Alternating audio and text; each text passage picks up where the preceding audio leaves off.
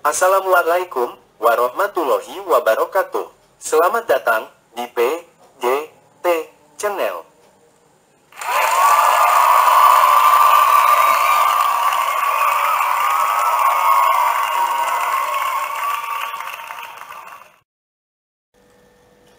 Materi pembelajaran kita pada kesempatan hari ini yaitu TIK, Teknologi Informasi dan Komunikasi, untuk SDMI kelas 4 sederajat.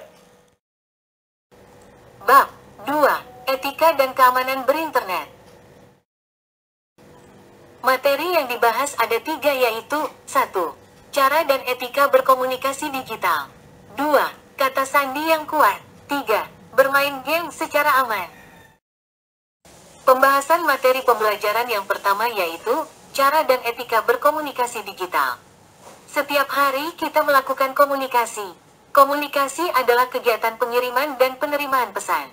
Dengan berkomunikasi, kita dapat saling berbagi komunikasi. Mengirim pesan dan berbagi informasi juga dapat dilakukan melalui internet. Kegiatan komunikasi melalui internet disebut komunikasi digital. Komunikasi digital dapat dilakukan dengan banyak cara, seperti melakukan komunikasi melalui tulisan, suara, atau gambar. Lalu komunikasi dapat juga dilakukan dengan cara bertukar file. Salah satu cara untuk berkomunikasi digital adalah melalui email atau electronic mail. Dalam bahasa Indonesia, email disebut sebagai surel atau surat elektronik. Email atau surel adalah sarana berkirim surat melalui media internet. Media internet dapat berupa komputer atau telepon pintar, smartphone. Menggunakan email tidak membutuhkan biaya mahal, cukup sambungan internet. Berbeda ketika mengirim surat melalui kantor pos. Maka akan dikenakan biaya untuk membeli perangko atau biaya pengiriman. Dengan email, surat yang dikirim akan sampai dengan cepat hanya membutuhkan beberapa detik atau menit. A. Alamat email.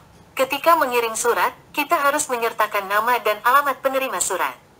Jika tidak, Pak Pos akan kesulitan menyampaikan surat. Demikian pula dengan mengirim email. Ketika mengirim email, kamu harus menuliskan alamat email orang yang dituju. Perhatikan contoh alamat email berikut.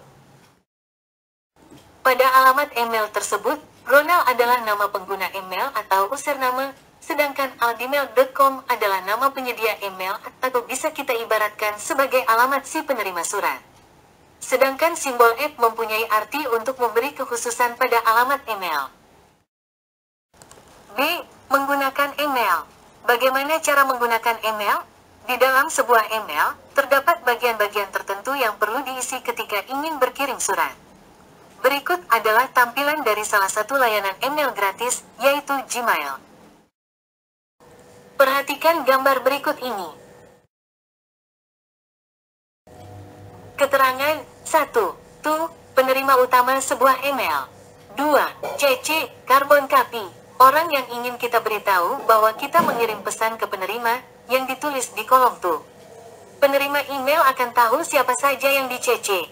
3. BCC, blank carbon copy. Orang yang ingin kita beritahu bahwa kita mengirim pesan ke penerima disertai siapa saja yang dicecekan. Penerima email maupun orang yang dicecekan tidak akan tahu siapa saja BCC-nya dan setiap BCC tidak akan tahu siapa BCC selain dirinya. 4. Subjek atau judul menunjukkan judul email yang akan dikirim. 5. Tempat menulis pesan untuk mengetik teks. 6. Send atau kirim adalah perintah untuk mengirim pesan yang telah kita buat atau untuk mengirim email. 7. Attach files atau lampiran berkas digunakan untuk menambahkan berkas yang ingin dilampirkan di dalam surat, misalnya dokumen, foto, video, audio, dan lain-lain. Beberapa email memiliki bagian from atau dari yang menunjukkan nama dan alamat pengirim. Ketika kita mengirim email, bagian from nama dan alamat email kita. Setelah email dikirim, maka email tersebut akan sampai di kotak si penerima email. Berikut tampilan surat di penerima email. Perhatikan gambar berikut ini. Keterangan 1. Back to inbox atau kembali ke kotak masuk adalah tombol untuk kembali ke kotak masuk, yaitu tempat semua surat yang kamu terima disimpan. 2. Delete atau hapus adalah tombol untuk menghapus email. 3. Reply atau balas adalah pilihan ketika kamu ingin membalas surat. 4. Forward atau teruskan adalah pilihan ketika kamu ingin meneruskan surat kepada orang lain. C. Etika berkomunikasi digital. Etika adalah tata cara dalam masyarakat untuk menjaga hubungan baik di antara kita semua. Etika berkomunikasi di internet disebut netiquette atau netiquette. Etika berkomunikasi di internet antara lain sebagai berikut. 1. Hindari huruf kapital yang berlebihan. Contoh, penggunaan huruf kapital berlebihan adalah menulis seluruh kata dengan huruf kapital. Penggunaan huruf kapital yang berlebihan mengesankan penulis sedang marah atau berteriak. 2. Kutip, seperlunya ketika ingin memberi tanggapan terhadap post atau kiriman orang lain. Maka kutiplah bagian yang penting saja dan hapus bagian yang tidak diperlukan. 3. Perlakuan terhadap pesan pribadi. Jika seseorang mengirim informasi secara pribadi, balaslah pesan tersebut secara pribadi pula dan tidak dalam grup. 4. Berhati-hati terhadap hoaks. Hoaks adalah berita bohong yang bertujuan menipu orang. Sebelum membagi atau share sebuah artikel kepada orang lain, teliti dan periksa kembali kebenaran isi artikel tersebut. 5. Gunakan bahasa yang baik dan benar. Bahasa yang digunakan dalam berkomunikasi digital juga perlu menggunakan bahasa yang baik dan benar. 6. Hindari mengirim file atau konten yang melanggar hukum. Pengiriman konten yang melanggar hukum dapat ditindak oleh pihak yang berwajib, jadi kamu harus menghindari hal ini. Contoh konten yang melanggar hukum adalah file musik bajakan. 7. Bersikap santun. Ketika berkomunikasi digital, kita juga harus memenuhi norma kesopanan dalam kehidupan sehari-hari. 8. Berbagi konten yang baik dan bermanfaat. Konten yang kita bagikan haruslah bersifat baik dan bermanfaat. Kita perlu memilah konten yang ada sebelum membagikannya. 9. Menghargai kehidupan pribadi orang lain. Tidak semua orang ingin membagi kehidupan pribadinya di internet. Oleh karena itu, kita perlu menghormati kehidupan mereka. Pembahasan materi pembelajaran yang kedua yaitu kata sandi yang kuat. Apakah kamu pernah diminta memasukkan password atau kata sandi ketika masuk ke sebuah situs? Kata sandi diperlukan untuk masuk ke suatu aplikasi atau situs tertentu, misalnya situs pendidikan. Perhatikan contoh berikut. Perhatikan gambar berikut ini. A. Kata sandi. Kata sandi adalah kata rahasia yang digunakan untuk masuk ke suatu tempat. Kata sandi atau password adalah kode rahasia. Kode rahasia merupakan kunci untuk dapat mengakses atau masuk ke suatu sistem yang dikunci. B. Membuat kata sandi. Pernahkah kamu mendengar cerita kata sandi yang dibajak atau dicuri oleh orang lain? Kata sandi yang dibajak dapat digunakan untuk hal-hal yang tidak baik oleh si pencuri. Jika kata sandi kita dicuri, si pencuri dapat mengetahui data-data rahasia kita. Ia juga dapat menggunakan akun kita untuk hal-hal yang tidak baik. Kata sandi dapat dicuri jika akun tidak dilindungi dengan kata sandi yang kuat. Berikut adalah panduan untuk membuat kata sandi yang kuat. 1. Gunakanlah 8 karakter atau lebih. 2. Gunakanlah kombinasi huruf kapital dan huruf kecil. 3. Gunakanlah kombinasi huruf, angka, dan simbol. Misalnya, dan, atau, persen. 4. Gunakanlah kata sandi yang berbeda untuk setiap akun.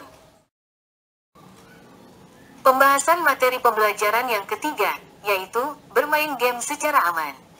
Online game atau permainan dalam jaringan, daring, dapat diakses melalui komputer ataupun telepon pintar. Di online game, kamu dapat bermain bersama keluarga atau bersama dengan teman-temanmu. Namun, tidak semua jenis game boleh kamu mainkan. Pilihlah game untuk anak seusiamu. Beberapa game juga memerlukan pengawasan orang tua. Berikut beberapa cara yang dapat kamu lakukan untuk menjamin keamanan ketika bermain online game. A. Bermainlah dengan jujur.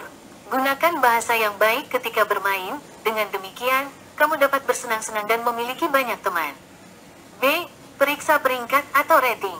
Pastikan kamu tahu game itu aman dan layak dimainkan oleh anak seusiamu. C. Segera laporkan perilaku buruk yang kamu temui. Perilaku buruk di internet dapat merugikan banyak orang. Segera laporkan kepada orang dewasa, misalnya orang tuamu. D. Waspada dengan aplikasi game yang berbayar.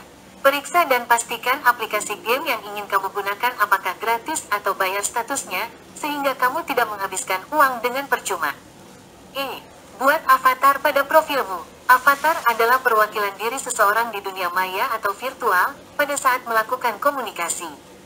Dengan adanya avatar, seseorang disimbolkan dengan suatu bentuk grafis atau gambar. F.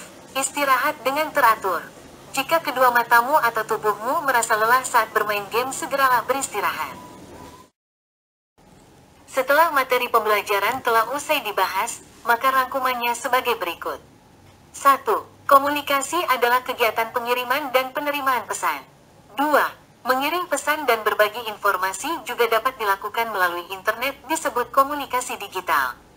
3. Komunikasi digital dapat dilakukan dengan banyak cara, seperti melakukan komunikasi melalui tulisan, suara, gambar, dan bertukar file.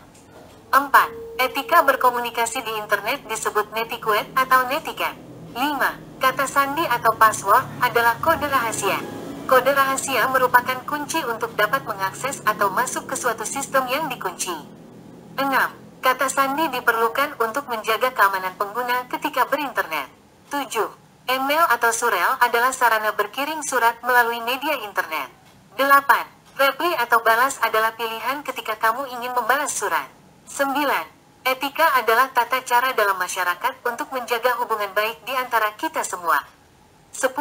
Online game merupakan salah satu sarana hiburan di internet.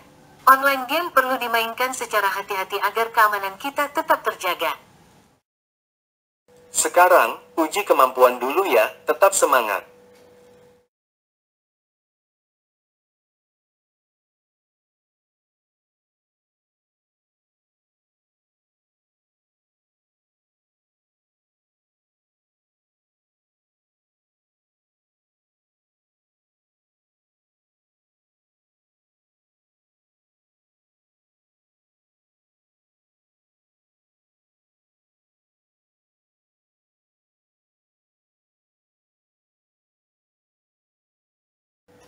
Setelah uji kemampuan selesai dikerjakan, maka berakhir pula materi pembelajaran kita pada saat ini.